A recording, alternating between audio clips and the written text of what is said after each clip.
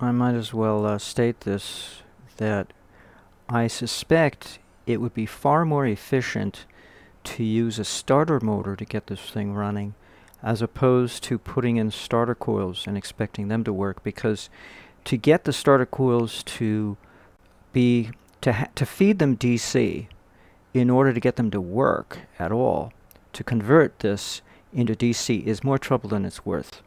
It'd probably be better just to put in a little electric starter motor in there, because you don't engage into gear when you start your car, right? You're in neutral. You're in park, which is the equivalent to neutral.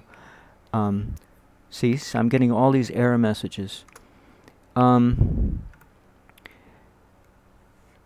So it's easy enough to start the car. You're not working against anything. It's just you're getting the thing to begin to rotate, and once it starts to rotate, it'll keep going. So I think the easier path is to do away with the idea of starter coils.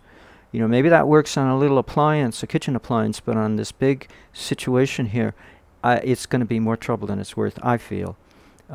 Considering all the trouble I went to create the conversion of negative power factor AC into a DC, a semblance of DC, to feed a pair of starter coils or even one starter coil, it just seemed like it was so, and then it created so much backup of energy here.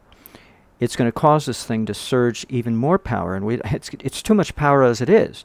Just putting this armature here has caused an increase of power output. And so I'm having a dickens of a time reducing everything and balancing everything. And so really, rather than make things more complicated, it would be best to keep it simple. And just go to an electric starter motor, or get out and hand crank it, like the good old days of Henry Ford, whatever. Or start on a hill. I think in the 40s, there were cars that if your battery went dead, and if you were parked on the hill, they used magneto alternators to recharge the battery rather than current day alternators, and the magneto had a lot of loose brush couplings, so that it created a lot of arcing, and that seemed to be the right mix of elements to recharge the battery. If you were parked on a hill, you could just get it going and then restart your car, and then as you drove around, recharge the battery.